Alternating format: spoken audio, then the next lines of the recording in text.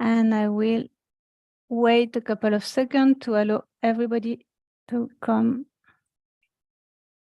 and to connect. Yeah, very good. It's working. Okay. Okay.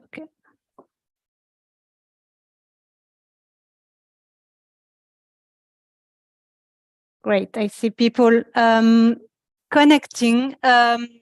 Hi, good morning for those in Europe, and good afternoon for those in Asia. I apologize for the belated start of the webinar. We had some technical issues, so I hope you can stick with us until the end. We'll try to make up for our late start. So I'm Céline Pajon. I'm head of Japan research with the French Institute of International Relations, and I will be your host today for this important discussion on the future of multilateralism and the relevance of the UN Security Council. So as everybody saw, actually, the war in Ukraine showed and is still showing that the limitation of the UN Security Council, because this key institution was not actually able to efficiently act for the maintenance of the international peace and security. And if we think of another case, the Security Council has not been able also to stop North Korea's nuclear and ballistic program, which is a destabilizing factor in Asia. And of course, Japan is very much concerned about it. So time might have come to debate on the relevance and the operational capacity and maybe legitimacy also of the UN Security Council. And this is a particularly relevant time, I think, to think about it, because Japan from this year has been elected as non-permanent member of the Security Council for the 12th time. So that's a record. It's a very good success for Japan. Japan for a long time has been advocating for the reform of the Security Council, and is being claiming also for itself maybe a permanent seat of member of the Council. France is also supporting a reform of the Security Council, and also supporting the Japanese initiative in this sense. So today, our aim is to compare notes between France and Japan about the future of this instance, and also more broadly the future of the UN and of multilateralism. And so for doing that, we will raise a number of questions, maybe how to tackle the two main challenges of the multilateral system, namely the question of efficiency, or lack thereof of efficiency, and the question of the unilateralism and unilateral practices of some great powers. We think, of course, of the revisionism of countries like China and Russia, but also some kind of unilateral move from the US also that can be harmful to the system. So what future can we foresee for multilateralism? Is minilateralism the future of multilateralism? How should we transform, should we redefine, should we reform this multilateral system? And so I feel very lucky not to have to reply myself to those very complicated questions. And instead, I will rely on the stellar panel of experts and practitioners that are with us today. And I will provide some element of reflection on this. And I will briefly introduce them, and you will be able to see them right now. First, we'll have Ambassador Yukio Takasu. Is a Japanese diplomat with an extensive experience with the UN, including as former UN Under-Secretary General for Management and Special Advisor on Human Security to the UN Secretary General. So welcome, Ambassador Takasu. Very happy to have you today. Then Manuel Lafont-Rapnouil, who is director of the policy planning at the French Ministry of Foreign Affairs and a former think tanker. He has written a lot and thought a lot about multilateralism, and actually has just published a chapter in an edited volume about France and the United Nations. I'm not sure that the report is available in English, though. I think maybe only in French. Yeah. Anyway, la France et les Nations Unies, donc ça peut être intéressant pour les lecteurs français. Afterward, we will have the pleasure to greet Akiko Fukushima, and she is a senior fellow at the Tokyo Foundation for Policy Research, and she is actually one of the best Japanese scholars on multilateral affairs, so that's a great honor also to have her today. Welcome.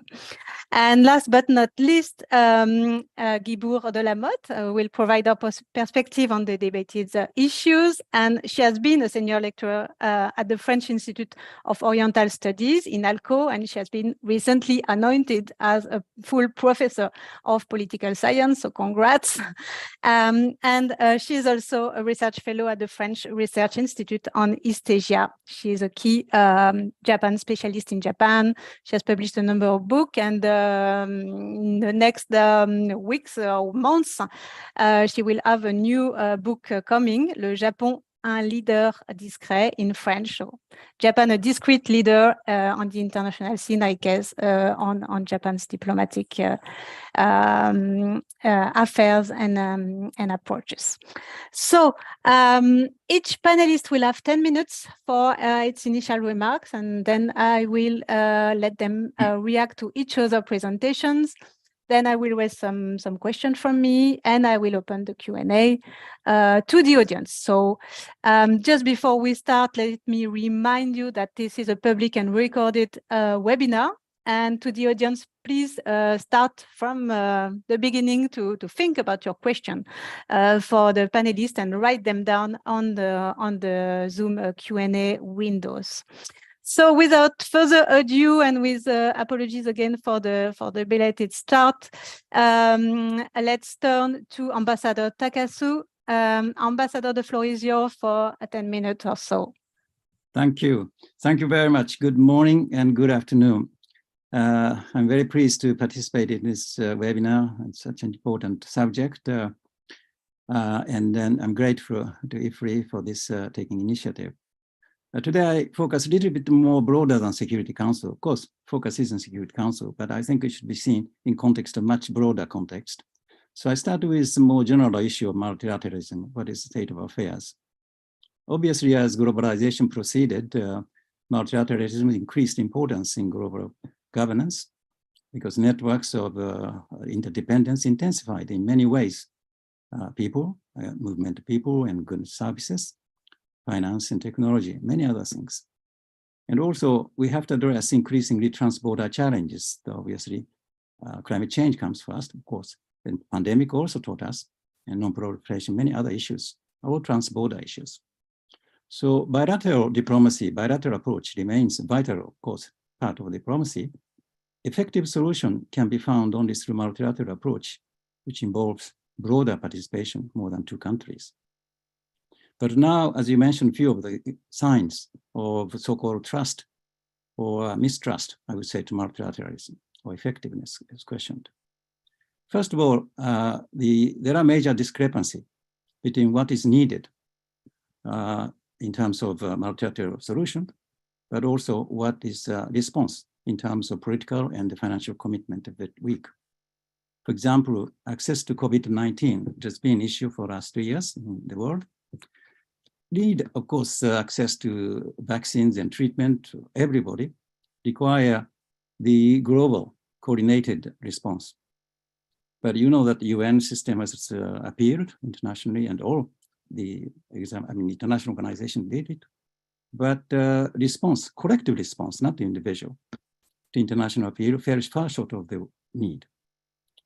And now this, the war in Ukraine affected not only the people in there, but the world in many ways, energy prices and food prices, and many other things.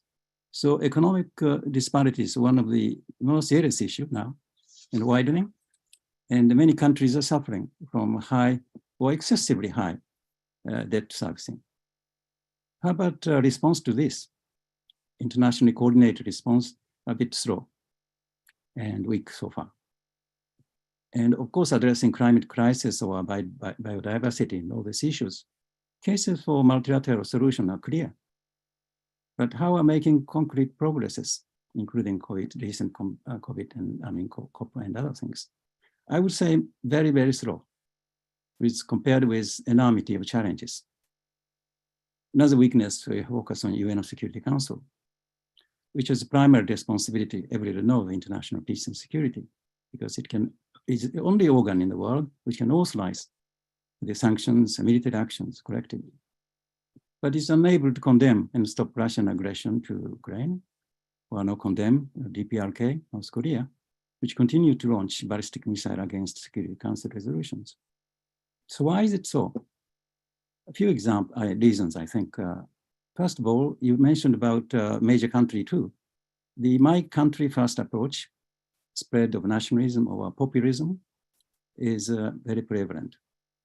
It's not just, I think you cannot only complain all these countries, because competing need and demand at home is not only international responsibilities. And also it's a reflection of people's attitude. People are becoming more self-centered, a difficult time, challenging time right now. Another one is, of course, geopolitical rivalry of major powers and the rise in authoritarianism and coercive actions, including Russia now, and also in the Asia, we are feeling that, is a threat to shared values for freedom and human rights, and also to the rule-based the order. And because of that, geo-economic tension is also, increasing. Many countries are conscious of national economic security. So, and supply chains are now done separately, and the protectionist industrial policy is prevalent now. This could lead to a division in the global economy. I will not say fragmentation, but a division in global economy. So what is the future of multilateralism?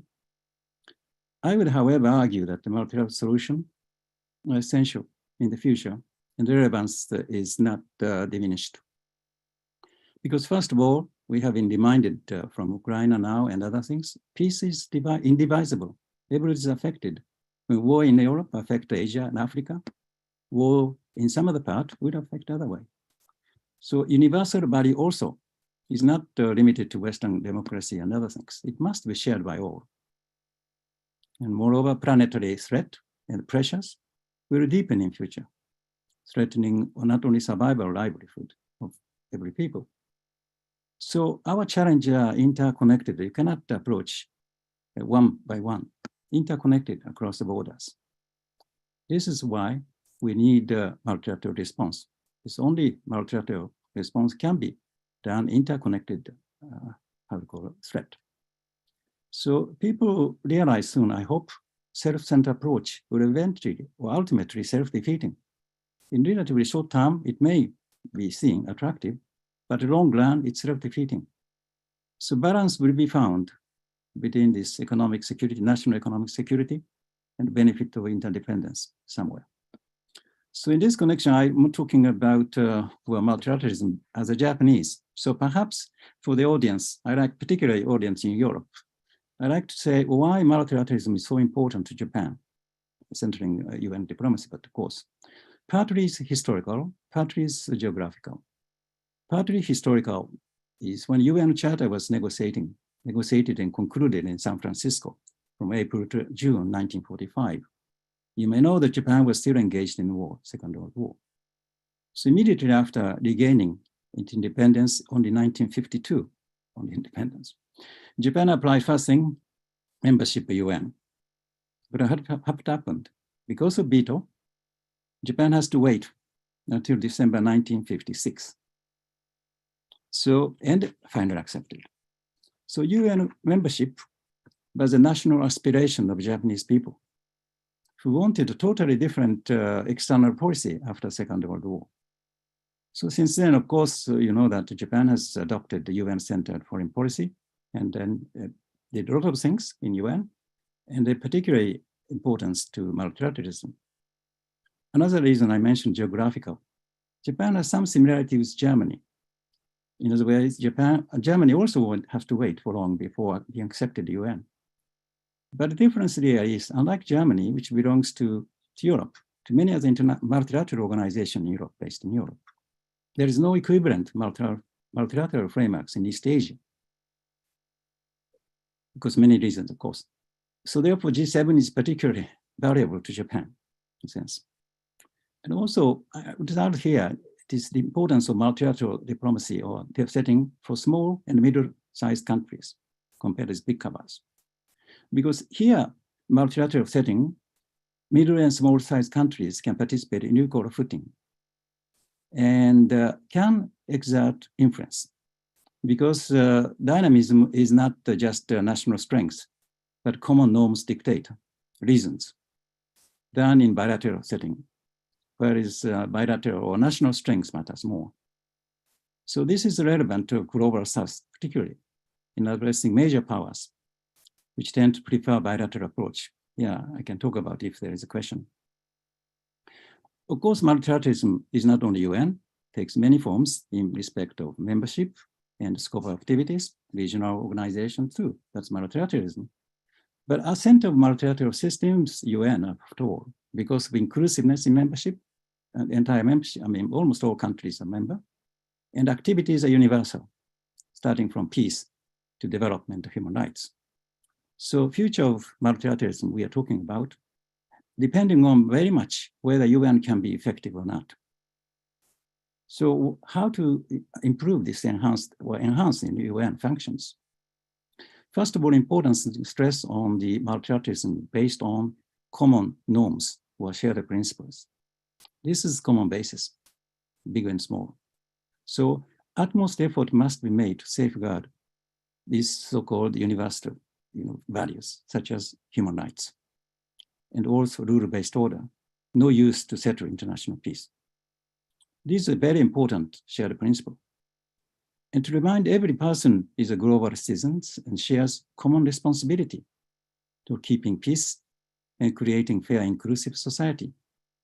And have a responsibility to leave this planet healthy one for succeeding generations. If you recognize those, the basic facts, it helps enhancing solidarity across people and with the planet. It's a concrete step, because I'm put steps in UN, Agenda 2030 is very, very important common framework for multilateral cooperation. And of course, we start to speak about post-2030 now, but anyway, this is agenda. And progress have to be made through pursuing common agenda. And you may know next year, UN Summit for Future, we're talking about future of multilateralism. We have to have a new commitment. We talk about now the Human Security Council, whose relevance was questioned. For any organ, including Security Council, to be relevant, there are three elements. First one, representativeness. Second, effectiveness. And third one, legitimacy. So how to assure these three elements? First of all, composition should be constituted as representing entire member state. It is effective only if it can take decision in timely manner, effective manner, and decision will be implemented. Legitimacy derives from these two aspects, but also efficient operation with transparency. So when you look at UN Security Council today, does it meet those criteria? Answer is no, clearly. Representative, no. Effectiveness, no. So if the situation continues, I'm afraid even legitimacy will be questioned. I'm not saying that now they aren't legitimate, of course legitimate, but it's be questioned. So I think reform of Security Council is not only necessary, but also urgent one. However, we must realize that Security Council reform is extremely difficult because I have been involved in so many years in many different positions from Tokyo, New York. Because change, particularly in category of permanent membership, its historical significance, would affect the power balance relationship of major countries in the world And the charter amendment of require 2/3 majority of affirmative vote of UN General Assembly. And of course, it must be ratified, which required not only 2/3 of the member state, but including permanent 5 at ratification stage. So it means if 65 countries can collectively boycott, you cannot reform. So while UN membership expanded almost 4 times from 1945, only once Security Council expanded in 1965 on category of non-permanent membership 6 to 10. Since then, how many years passed? No increase at all, while UN expanded by 70% since then. And also to be effective, those countries with major responsibility for global peace, like Japan and others, should be represented on a continuous basis. The composition no longer reflects international reality, it's clear. And it has been, as you rightly said, in the agenda of your General Assembly since 1993, when Japan initiated the reform. And most member states agree reform. Very few countries, almost no country said it doesn't need to be reformed. But the question is how? We have improved working methods somewhat, but no agreed formula of expansion emerged among member states. And I think some broadly supported formula must be found soon. And if you have a question, I'm very happy to discuss later on. And veto is another issue. Security Council is unable to take action against the permanent member itself, like now, but also countries like the DPRK you mentioned about, sometime Myanmar, sometime other country, closely related to permanent members, which use force or threaten others. Many proposals were presented to restrict use of veto. France is one of the countries who presented similar formula.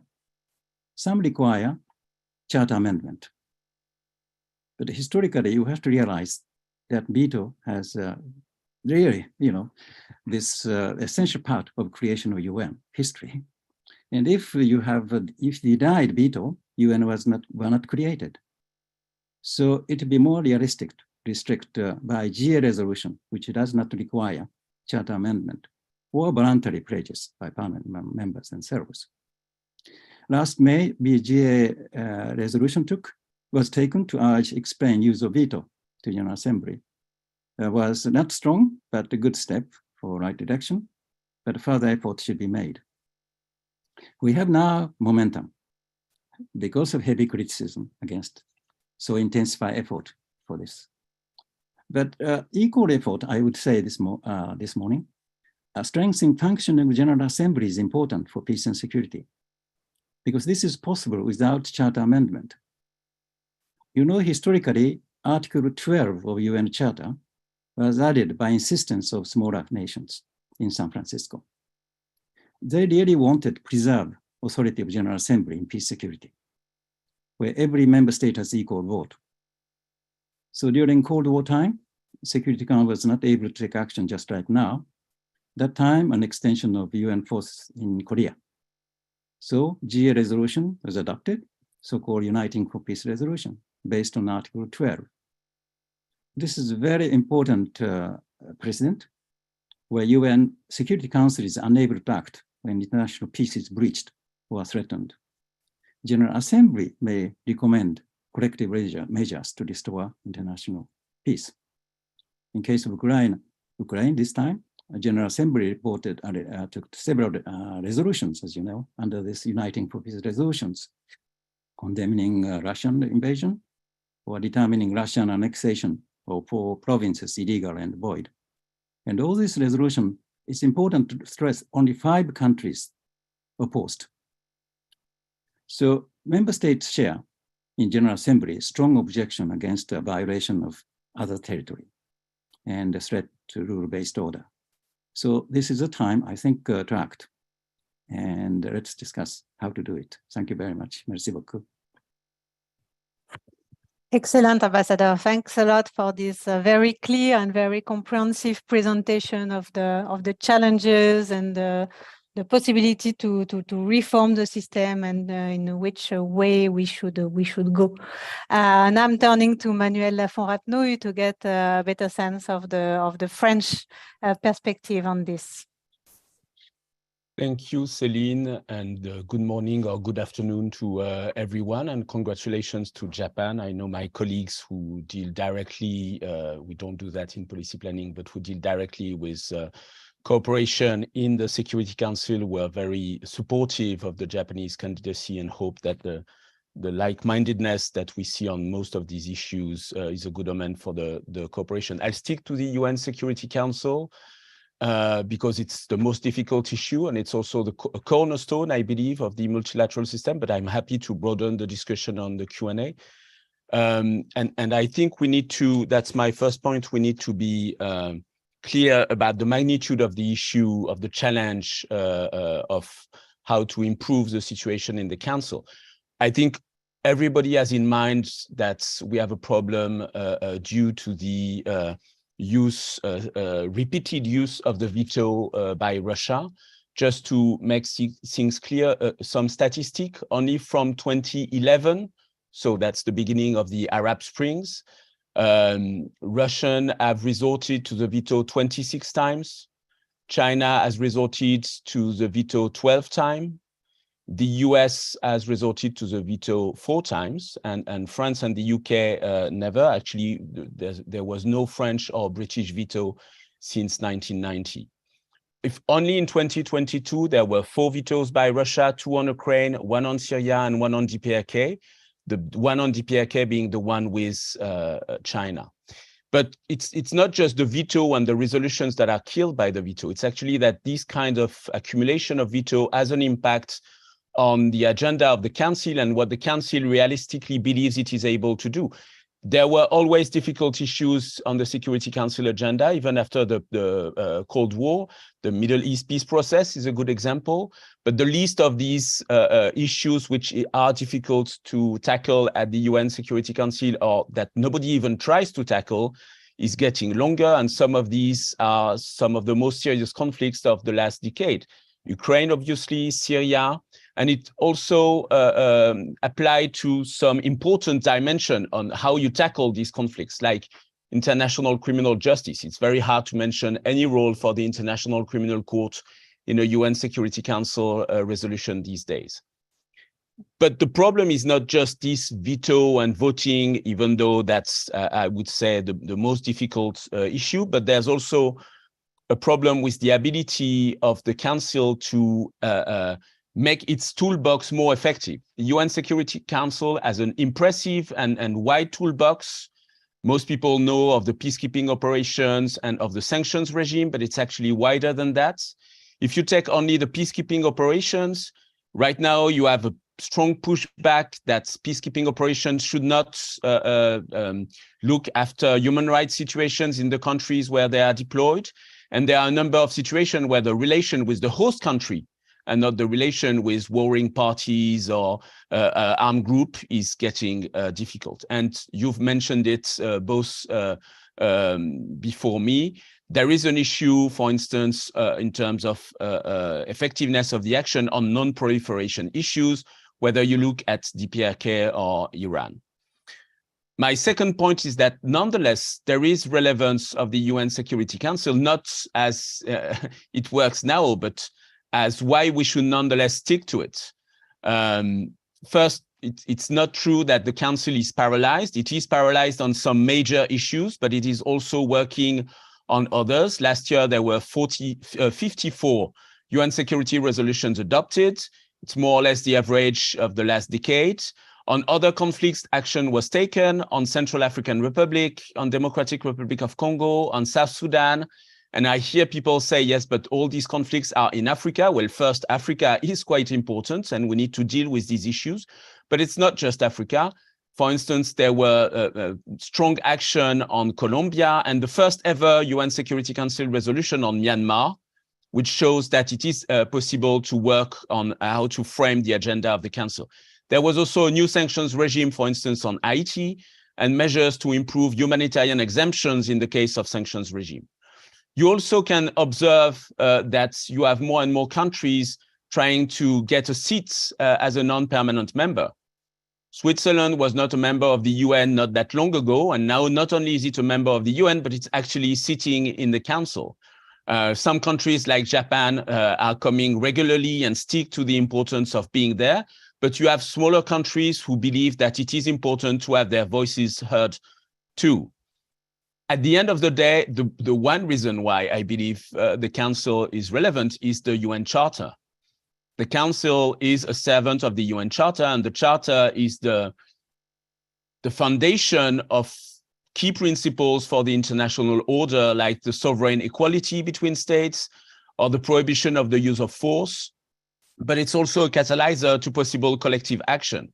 And it's striking to see that last year, references to the UN Charter have been more and more central in the discussion in the Council. Which shows surely the depths of the problem we're facing, but also why it's important to stick to the UN. And my last point on that is that there is not that many functional alternatives to the UN Security Council. Of course, the fact that the Council is deadlocked on Ukraine is a problem, but it's not just the Council that is deadlocked. It's diplomacy in general that is deadlocked. The moment diplomacy is unlocked on Ukraine, I think that there will be some progress possible also in the Council. So we should not confuse the thermometer and the problem in itself. My last point is about the way forward. One of the key parameters of the current situation is that the P5 is divided, which surely puts a lot of pressure on the so-called P3. So the P5, the 5 permanent members, Russia, China, UK, US, France. The P3 is UK, US, France, but it also gives a much bigger role to non-permanent members.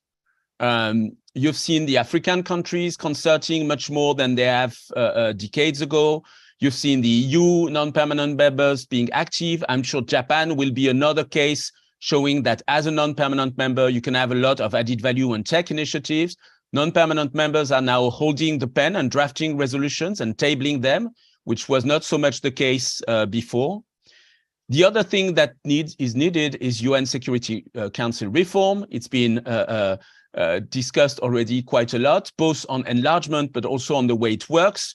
The veto, I think the position of France on both these issues is very clear, and there is surely some momentum, if not on a charter revision, which is going to be a lengthy process, but we need to keep pressure on that. There is also momentum on the veto. Now, when you put a veto at the Security Council, you need to have a report to the General Assembly and face a debate on the motives of your veto. But there was also opening by the US, which is a very new position. France's position on the veto has been there for almost over 20 years now, I believe.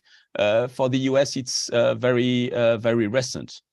There's also a role for the UN General Assembly to play. In February, there was this decision that you need to explain your veto to the General Assembly if you put it in the Security Council. But there was also a referral of a situation by the UN Security Council to the GA, which was a first in 40 years. There is less unanimity in resolutions adopted these days. I don't think that should be a problem. We should go along with that. And there again, it gives a bigger role to non-permanent members, because as soon as you can reach a majority of 9 positive votes, the balance and dynamic of the negotiation in the Council really changes quite a lot. And after all, there are 10 non-permanent members. And the last point I wanted to mention is the need to reinforce the UN Secretary General authority and role, not just on the common agenda or in the preparation of the summit for the future for next year, but also on much more concrete and direct issues like the grain deal that he managed to secure to get cereal exports from Ukraine through the Black Sea in spite of the blocus that Russia had imposed. And I'll stick to this for the beginning. Thank you very much, Manuel, for this very thought-provoking presentation. I will come back later to Ambassador Takasu to see his reaction and to ask him for comments. But for now, we'll turn to Fukushima Sensei, and I'm looking forward to your comment and your own analysis of the issue. Thank you, Dr. Pajon, for your kind invitation to join this discussion. In my initial remark, as per requested, I would like to address 3 questions. Is multilateralism dysfunctional? The UN and its Security Council still relevant? And Japan's engagement in multilateralism, including UNSC reform. As many of the points have already been covered by 2 speakers, I would be very succinct. Please allow me to qualify that the views I express here is simply from my academic perspective. Now, the first question, multilateralism or multilateral system has been severely shaken at a time it is most needed. You have already given cases of COVID-19, North Korea, and Russian invasion of Ukraine. And they have shown limitations of the current system. So I would argue at the United Nations, the rules-based international order is now severely challenged by those who want to change the status quo, even by force or coercion. The transnational crises have uncovered grave weakness of the United Nations. If multilateral cooperation cannot respond to crisis squarely, its relevance will be inevitably questioned. Now, UN and UNSC still relevant? The United Nations, and most notably its Security Council, whose prime responsibility is to maintain international peace and security, as the Charter stipulates, is at the brink of losing its relevance. The UNSC has revealed its inefficiency, ineffectiveness, due to the veto power rested on the permanent 5 members. Nevertheless, I argue that the UN has not lost its relevance completely. The UN has played its role, though limited. As points has been made, while UNSC could not adopt a resolution, General Assembly has adopted its important resolutions last year. Those resolutions did not have force to impose the decisions and change the actions, but at least reflected international voice to things happening on the ground. Although the UN Secretary General Antonio Guterres failed to perform his good office function for the ceasefire, I think he played a role in negotiating the Black Sea Grain Initiative, which has allowed Ukraine to export food to world market, as Emmanuel pointed out. Secretary General Guterres also endeavored to open humanitarian corridor for the evacuation of citizens, although it resulted in a very limited way. Furthermore, as pointed out, there was an important decision or resolution adopted about the veto, holding permanent 5 members accountable for their use of veto. I trust these are important functions or moves made by the General Assembly to keep UN relevant. And I believe no other organization can or should replace the UN. We need to enhance functions of the whole UN as a bulwark of multilateralism and the rule of law. The UN has a capacity to provide legitimacy. Only option left for us is to reform and to strengthen functions of the UN and the UNSC. As has been said, calls for reforming the UNSC to make it more effective, more representative, have been there for long. In my personal view, there are 2 elements of reform necessary, and this overlaps with the points made already, so I'll be very succinct. One is to expand the size of the council for both permanent and non-permanent seats. And it has to be more representative of the membership. And we may have to have some innovative ideas in order to bring about UNSC reform, which has been very difficult. There are numerous ideas floated, for example, to create a new category of semi-permanent members who can be re-elected on a consecutive basis and others. Secondly, we need to address the use of veto power by the P5. Manuel has already expanded on this, so it suffices me to say that we need creative ideas like the one proposed by France. We may advocate changing the way the UNSC operates by introducing the possibility of overturning a permanent member's veto, as was proposed by Brookings Institution. When Prime Minister Kishida met with President Macron on January 9th, 2023, they have agreed to build a roadmap for a rules-based international order and work together for the UNSC reform, as well as strengthening of the UN functions. Since France has been forthcoming on the UNSC reform, I hope the two can act together to bring about this very difficult reform, but necessary to keep UNSC relevant and legitimate. Finally, let me turn to a question of Japan's engagement in multilateralism.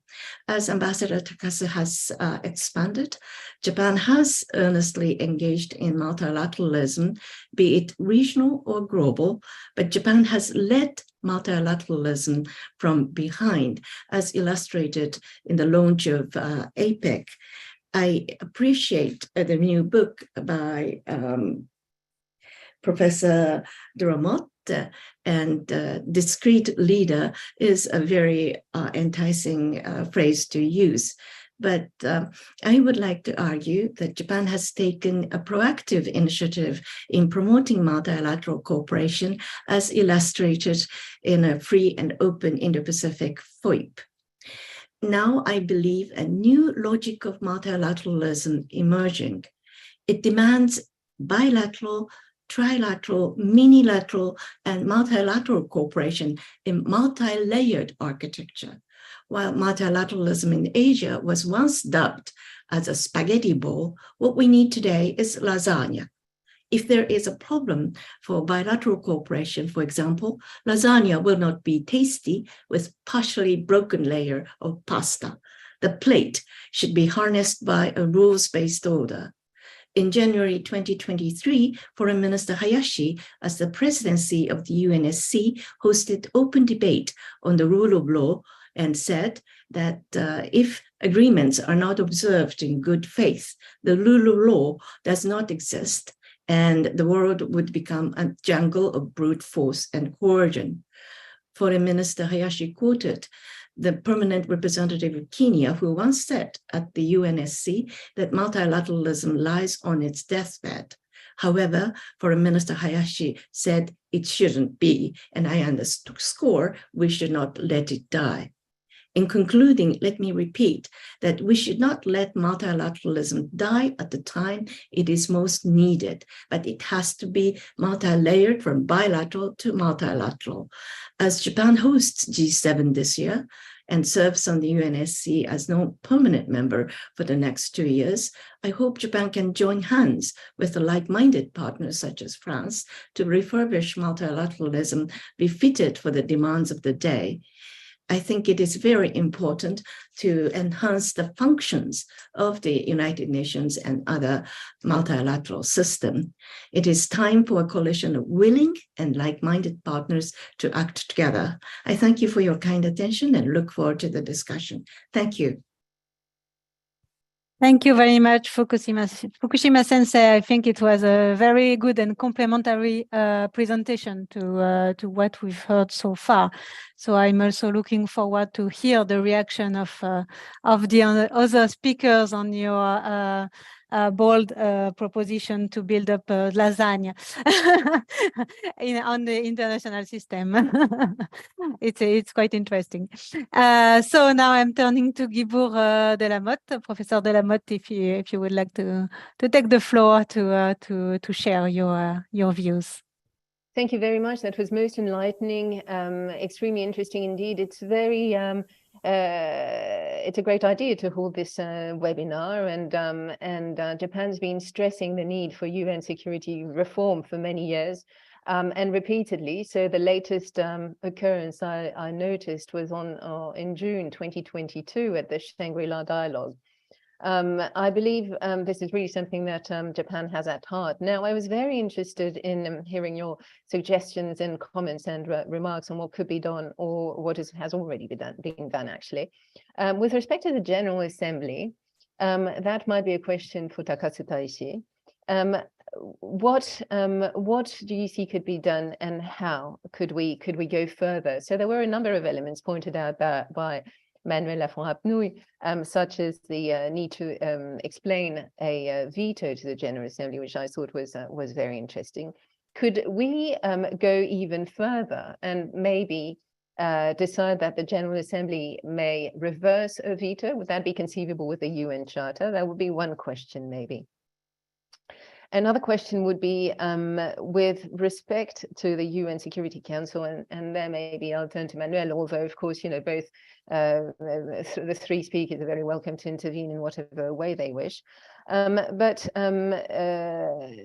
we have stressed, I mean, the need to increase the legitimacy of the UN Security Council, and how important it was and crucial it was to maintain its efficiency, really. Manuel, what have the French done with respect to the veto power? I believe they've been more conciliatory and more consultative, have shown a willingness to engage with Germany and the EU before going to the UN Security Council, for instance.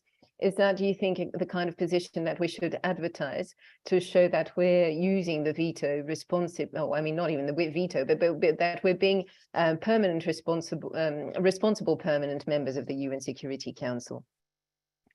Because the veto and the permanent status has really become less and less acceptable to other countries, really.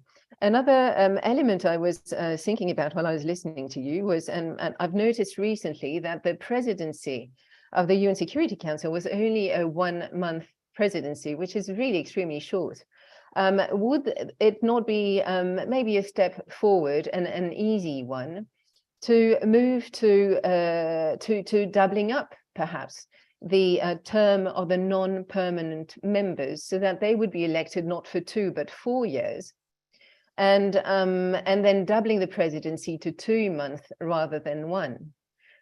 It seems to me that this may not be too difficult and would enable greater continuity, maybe, and for non-permanent members to be more able to push forward their ideas than is presently the case. And maybe the situation would become more acceptable because the council would therefore appear as being a bit more, if not democratic, at least taking into consideration those non-permanent members a bit better.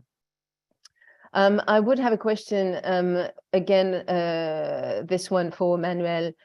When you said that from 9 votes, the balance within the UN Security Council changed substantially, which we understand because it's nearly, I mean, it becomes hard to hold a position if 9 people out of 15 are against you, countries.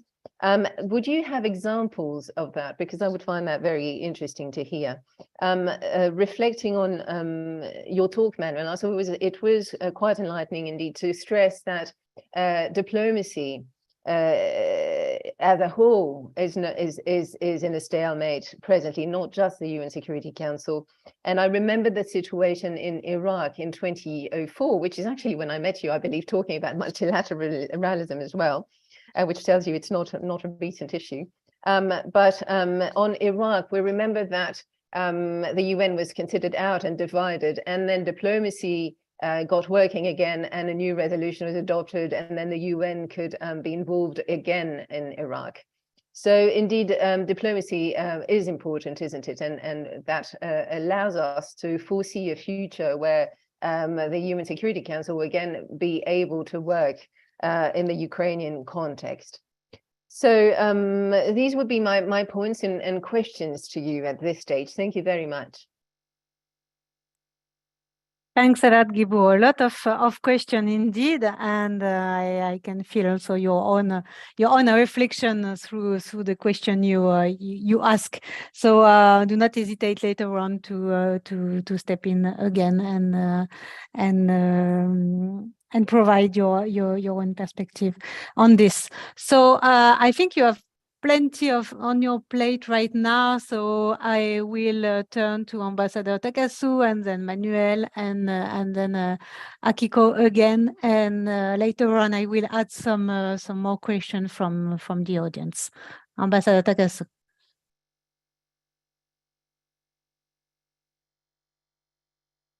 You're muted. Ambassador Takasu, you're muted. Okay, can you hear? Yes. Thank you very much. Yeah. I overlap with many of the points Manuel mentioned.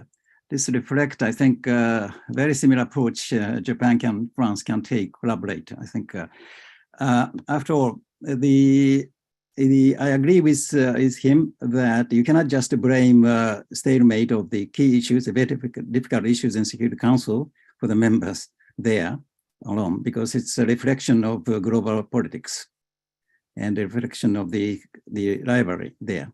So therefore that you cannot just, these close eyes and this Security Council is not working its own self. I think we have to tackle the global relations there. And also I agree with completely that a lot of non-permanent members at the time of disagreement among P5, having served as represent Japan in the Security Council 3 times, and also having served as president of Security Council twice from myself, I can tell you that non-permanent members has potential to influence a great deal. After all, as he mentioned, 9 means out of 10 non-permanent members can coordinate together at even time, particularly at a time of crisis like this. Like non-permanent members feel very, very, how to call this, agitated or energized, not how to call feeling powerless. Because after all, as he said rightly, that when you can collect 9 support for certain initiative, and put this for the permanent members, this is a very, very good pressure on this, and there are many examples I think in the past, but perhaps it is another aspect. I agree. The particular question about extension of terms of office and also extension of terms of presidency and other things, I'm not very sure if it's a good idea. After all, don't forget that there are only 10 non-permanent members at this moment to be chosen from 198 countries minus 5. So can you imagine how lucky Japan was to be elected 12 times? It's as a result of very hard consultation, negotiations, and others.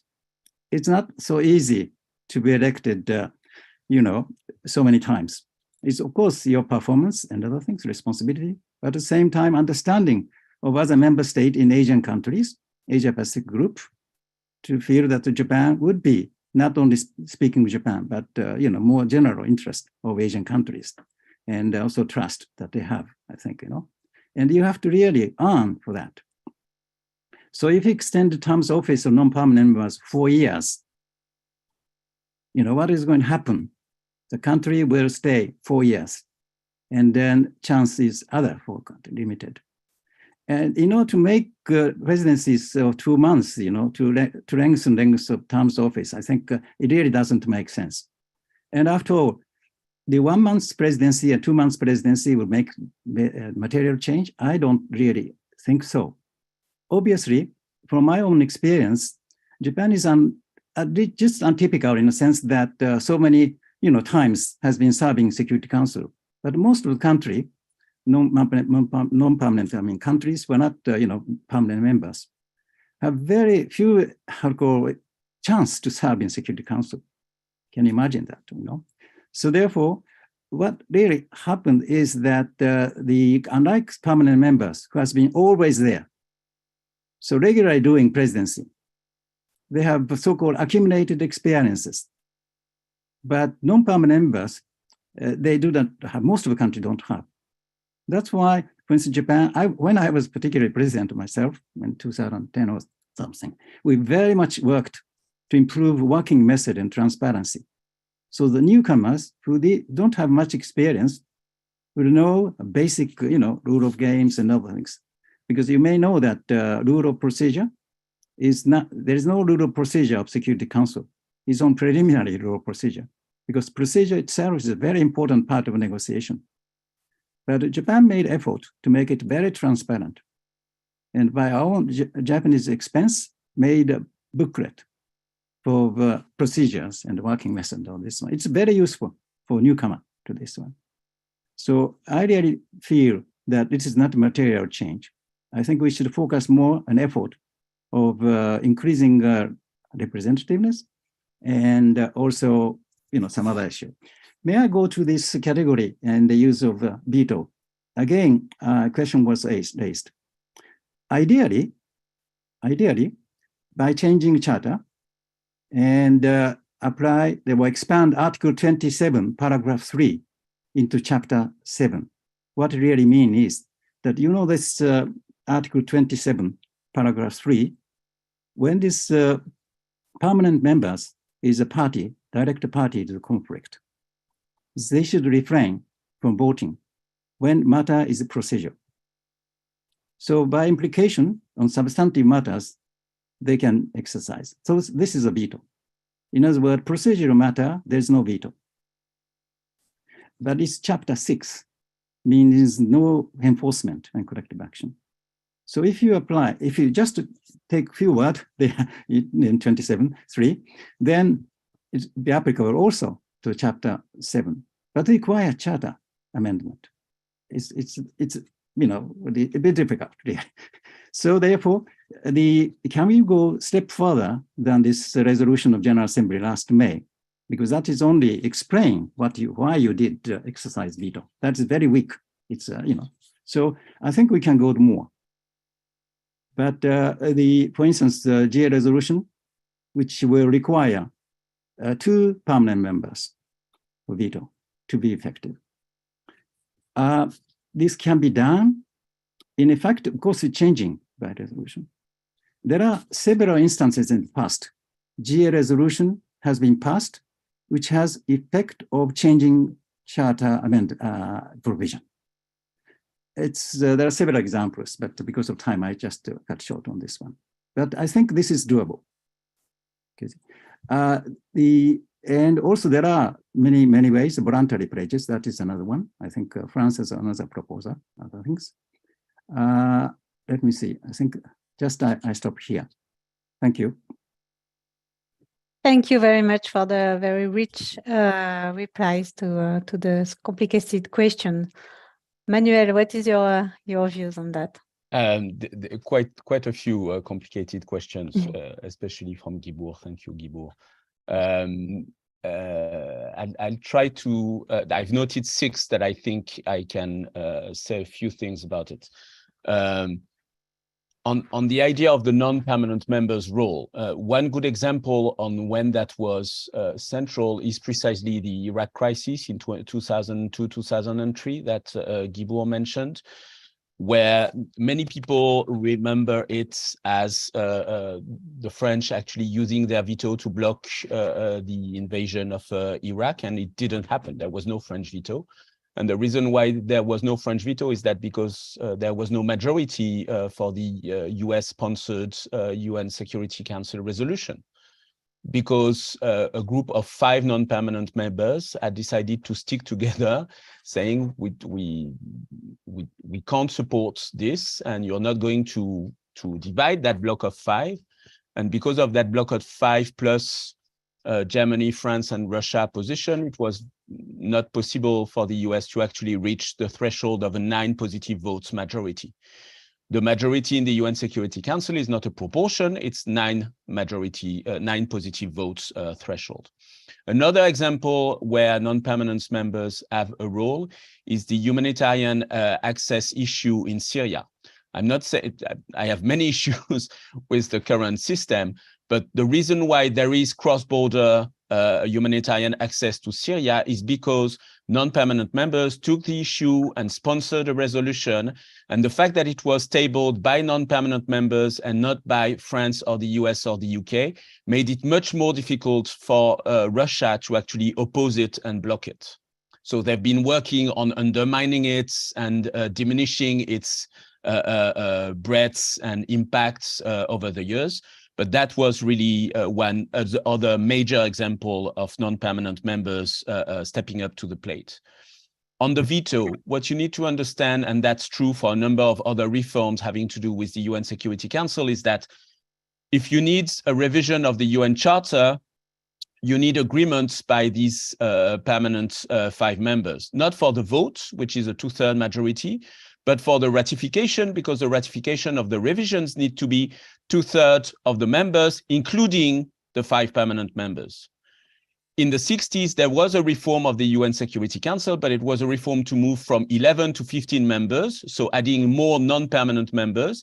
It didn't really impact on permanent membership, and therefore those permanent members who opposed the resolution in the vote nonetheless ratified the revision eventually, and the reform entered into place. It's very hard to see right now, and for a while probably, either Russia or China agreeing to change anything on the veto in the context of a charter. And by putting the veto in the mix, you probably make the issue of enlargement of the membership, for instance, much more difficult to go through, which is why the French initiative is about building political pressure, putting the pressure on all permanent members so that they make the political commitment, the pledge, not to use the veto in case of mass atrocities. And mass atrocities being something that exists in international law, if you look at the International Criminal Court, et cetera, et cetera. And so that's about how you try to create the idea that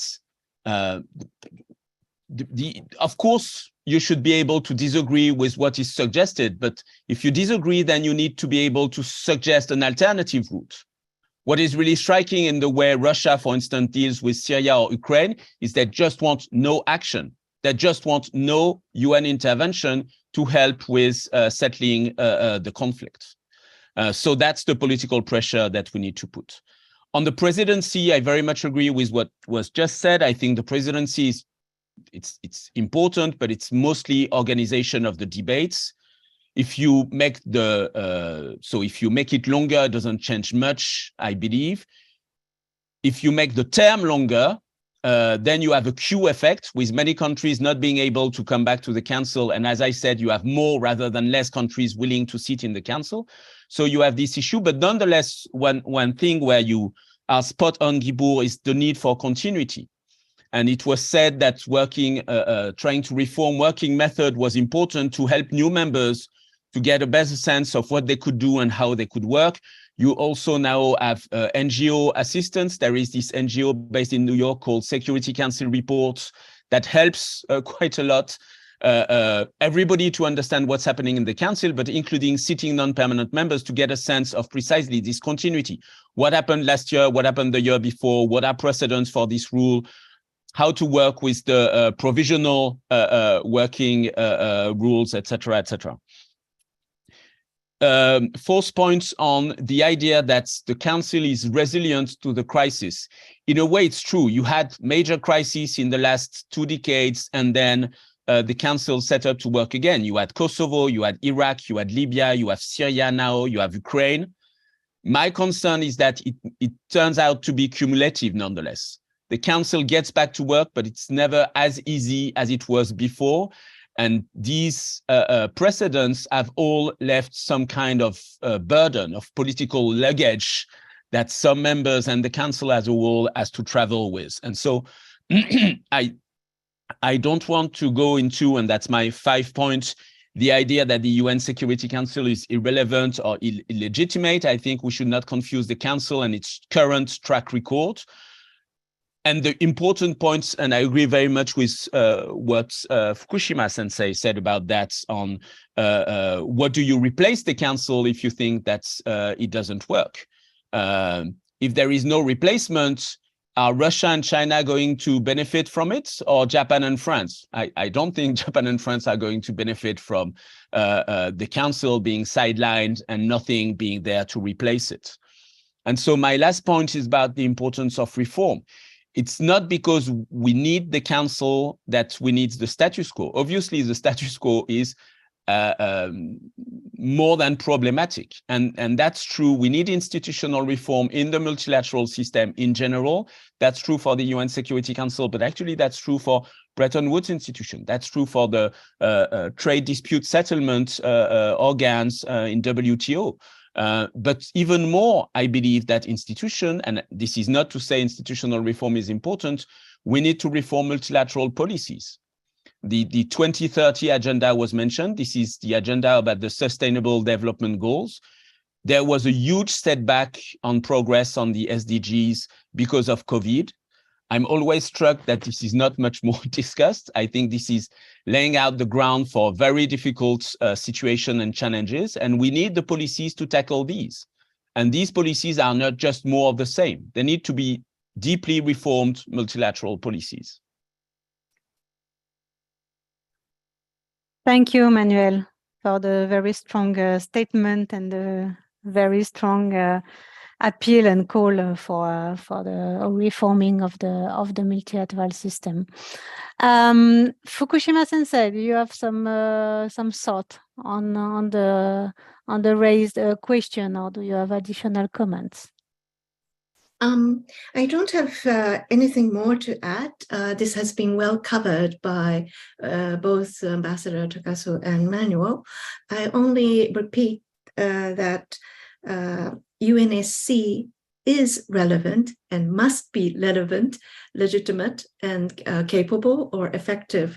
And for that, although I know it is mission impossible to reform UNSC, we have to come up with ideas to bring about some sort of a reform of the UN Security Council, including enhancement of transparency, as was pointed out, as well as improvement of management. If my recollection is correct, Ambassador Takasu made an extra effort enhancing transparency of the UNSC, as well as improvement of the management of the United Nations. Management may not sound cool enough compared to reform, but improvement of management means a lot to an institution like the United Nations or other multilateral system, just like WTO case referred to by Manuel for dispute settlement mechanism. Very good, thank you. Then I will jump to two questions from the audience, especially for maybe our Japanese panelists. There is one question about what Japan can or would do more than the other if it became a permanent UN Security Council member. What would be the main project, main agenda of Japan? And the second question also by Reinhard Drifter, who is a very well-known professor and a specialist on Japan too. In view of the Ukraine war, would Japan be in the future more willing to take again part in UN PKO? And actually, yeah, from I think since 2017 and the withdrawal of the self-defense forces from South Sudan, we have not seen a very significant participation of Japan's self-defense forces in UN PKOs. So that's also interesting question to take, I believe. So who would you like to reply? Ambassador Takasu first, and then Akiko-san, if you feel like.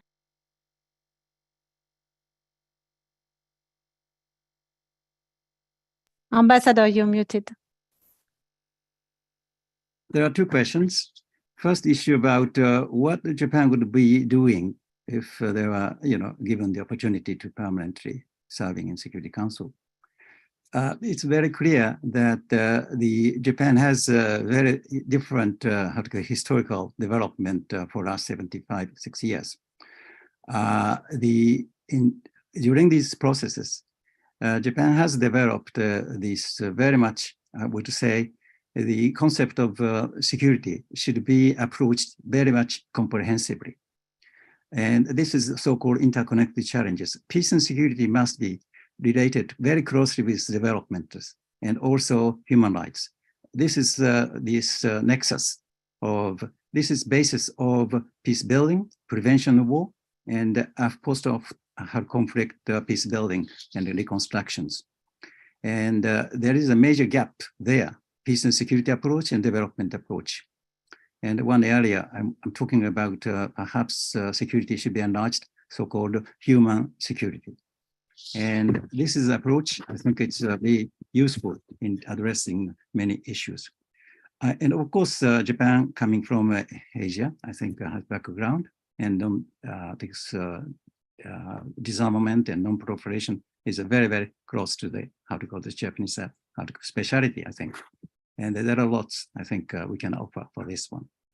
About the second question, I think I need a little bit of explanation because I'm closely involved when I was in the government. In Cambodian, ANTAC, you remember, this is the first, I would say, this peacekeeping operation Japan participated.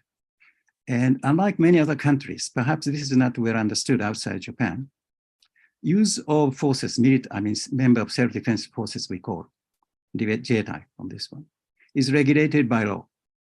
And law must be in conformity with the Japanese constitution, obviously. It was extremely difficult to get the Diet approval of law authorizing use of self-defense forces for peacekeeping operations. Because of Article 9 of Japanese constitution prohibit use of force for the settlement of international dispute and other things. And one of those argued, I was in the Ministry of Foreign Affairs, argued very strongly participation in peacekeeping operation is not settlement of international dispute. But our constitutional lawyers argue that it is also part of this one. As a result of this, there are 5 conditions for participation of Japan to participate in peacekeeping operations, like a ceasefire agreement, kept and other things. This is the area that Security Council changed since then. Since we're talking about 1992, 1993. In other words, many more recent peacekeeping operations are under the operation of so-called Chapter 7. Initially, peacekeeping operation was keeping the peace, so make sure that ceasefire agreement is honored. So in other words, peacekeepers are not expected to use force to enforce the implementation of peace agreement and ceasefire agreement. But more and more, as you know, conflicts are so complicated. Even if there's peace agreement or ceasefire agreement, it's broken. Even if there's sometimes peace agreement, but it's again broken. So therefore, that the situation is also very volatile. As you may know, so many peacekeepers are wounded and dying and so, as you may know. So therefore, the Security Council used under the Chapter 7 for peacekeeping operations. Many of it, not all. But this is the difficulty for meeting 5 conditions of Japanese participation in peacekeeping operations. But when this becomes, I think, situation becoming in this way that the world, regional conflict is becoming much more complicated and other things. I think sooner time will come, Japan will update these 5 conditions of participation. And particularly so, if Japan become permanent members. I think, as I say, effectiveness of permanent member, Security Council, is they agree in certain things, and then decision will be implemented without fail. So in order to make sure that all member states in Security Council on permanent basis has a responsibility to make sure the decision will be implemented, including peacekeeping operation, isn't it? Yeah. So I think quite sure Japan will take it very seriously to how to call this to be, to adjust the situation so that I think Japan can participate more. Thank you. Thank you, Ambassador.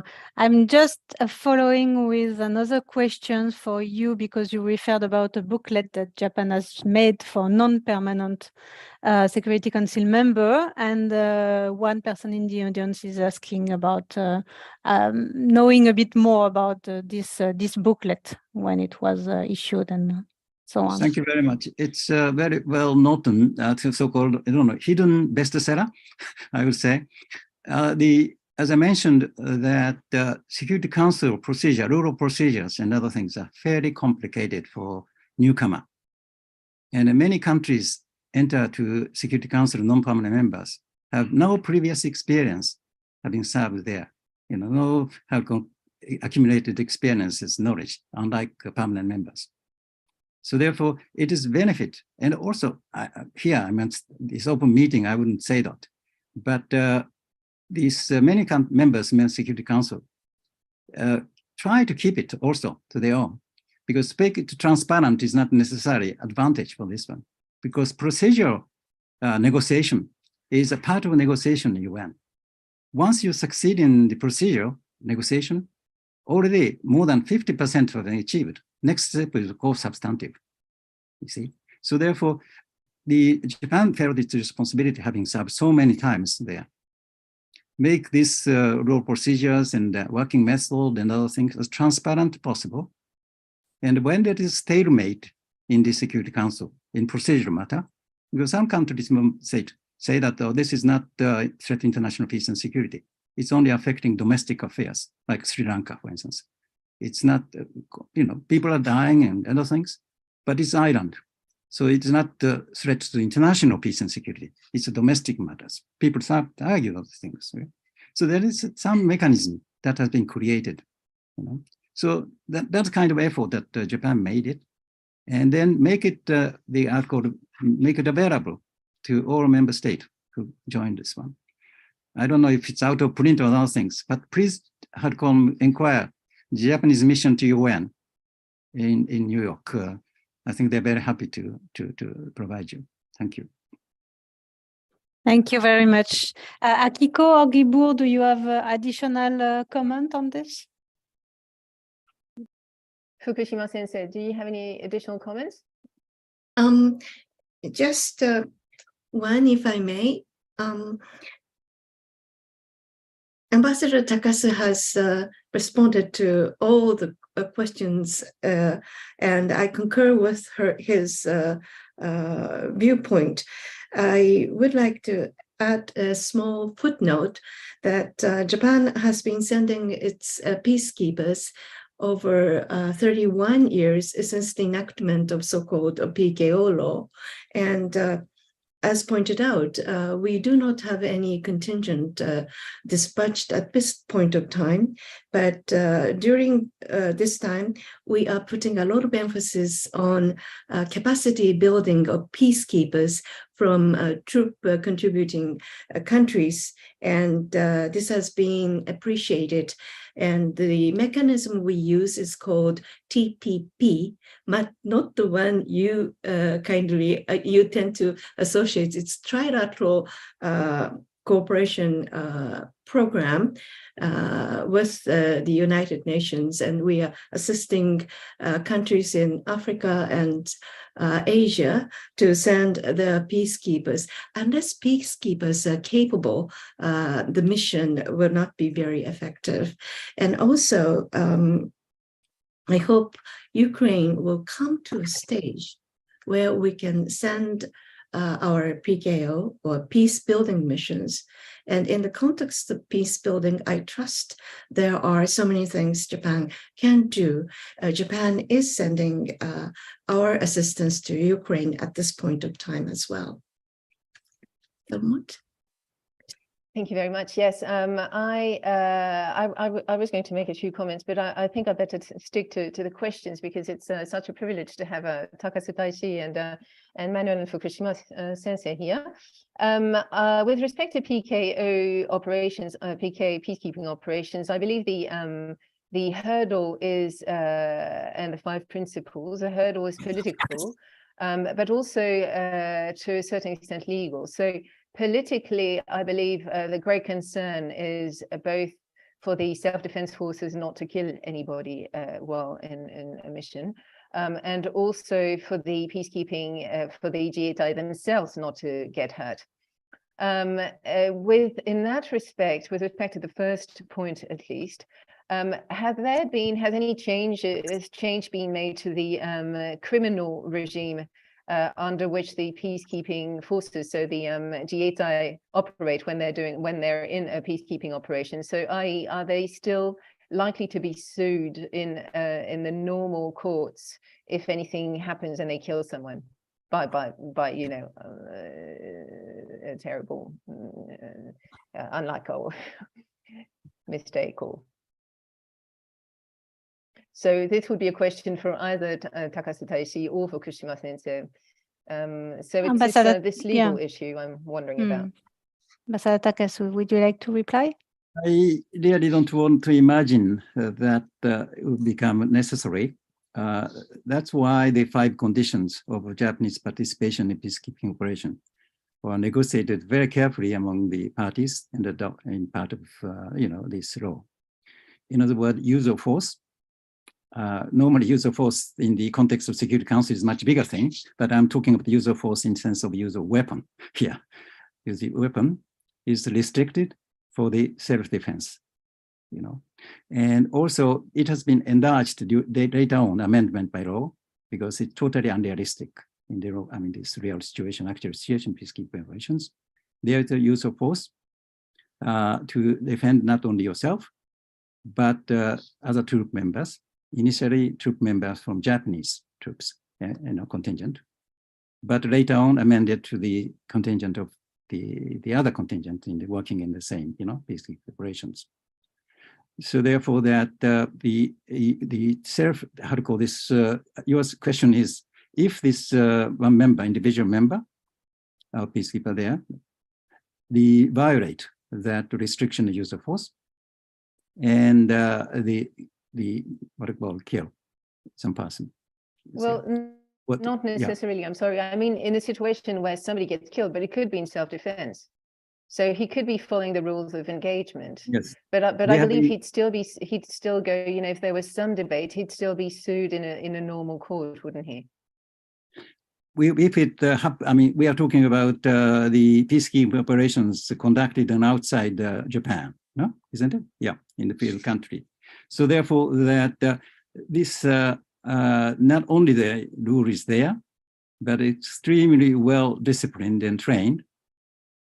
So therefore, use of force, not the for self-defense process, is extremely emphatically or whatever, not just simply the standard, the trained and others. And I really don't think that will be violated. But once, for instance, if it's seen violated and sued, obviously nobody's immune to this. It's in the court. They have to be, of course. But I hope that is not to become necessary at all, because, as I say, the participation has been extremely carefully examined and debated and others, and extra cautious way of doing things. So therefore, I think discipline and individual behavior and other things, not only its individual responsibility, but responsibility of contingent itself is heavily disciplined. And there is still no military tribunal, in other words. No. Okay, thank you very much. Thanks a lot, Ambassador, to reply to the very challenging question by Gibu, very precise questions. Now we'd like to turn to Akiko-san and also Manuel for the last word, the last chance, if you have any burning statement that you would like to make or to wrap up our discussion today? Because we already after 11, we started late, but still I don't want to to go too far here. So Fukushima Sensei or Manuel, do you have something to add? Manuel, yeah. So maybe 2.1, referring to what you said in the introduction, Céline, about the efficiency and the unilateralism challenges. I think there's a lot of framing of the discussion about the UN Security Council's effectiveness that has to do precisely with this kind of dilemma. It's either the Security Council is effective or there will be more unilateralism, which will be legitimate because of the challenges the UNSC is meeting with. I think the debate is not just on the effectiveness, it's also on the legitimacy of the Council. And it's a balance between how effective and how legitimate you are that make the UN Security Council the important and central piece of the collective security architecture. It's not just about powers getting more leeway to go with their own policy. It's about how you get collective security. And we are in a moment of international relations where more and more powers are focused on national security and less on international security. And the problem is that international security is not going to be just a result of the addition of national security policies, which leads me to this idea of multilateralism, which is another way of discussing that aspect.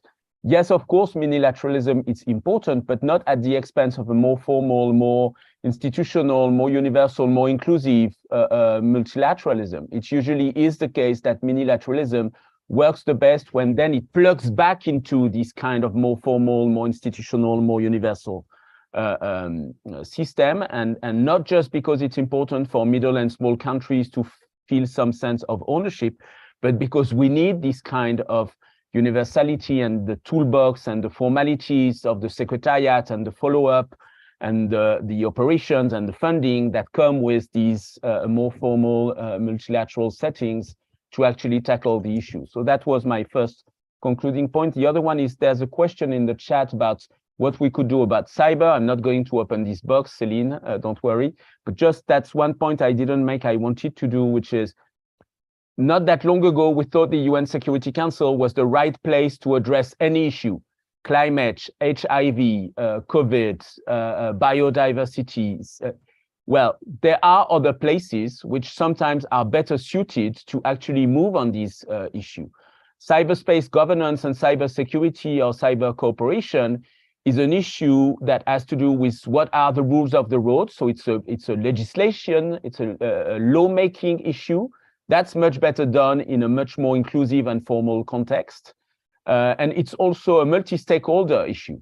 So you need a place where you can actually work with the other kind of actors, cyber platforms, cyber entrepreneurs, but also those who deal with the infrastructures, those who use digital tools, etc. And there you have some kind of initiatives, for instance, the Paris Call for Trust and Security in the Cyberspace, which has this multi-stakeholder dimension, which is a multilateral initiative, but is trying to plug back on UN formats negotiations. So that was my last point. And thank you very much to all. It was very instructive.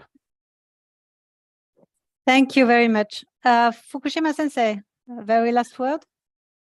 Well, I'm watching my clock and I should be very brief. So suffice me to say that peace and security is more comprehensive. If I may follow up, Manuel, I think cyber, food, energy, to climate, we have to address those. And during this discussion, I have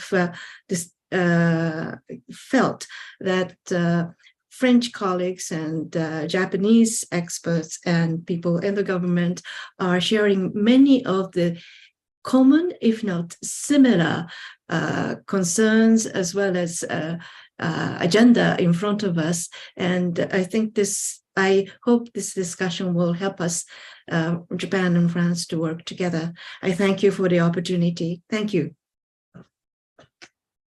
Well, thanks a lot to all our great speakers and discussants today. I found the discussion really, really fascinating and very stimulating, and I hope it's a good basis for further discussion and maybe some further cooperation between our country in multilateral setting. So with that, I would like to wish you a very pleasant day or pleasant evening, wherever you are. And I hope to see you very soon for another round of discussion. Bye-bye. Have a good day. Thank you. Thank Au revoir. you. Bye-bye. Merci, au revoir. Merci. Au revoir.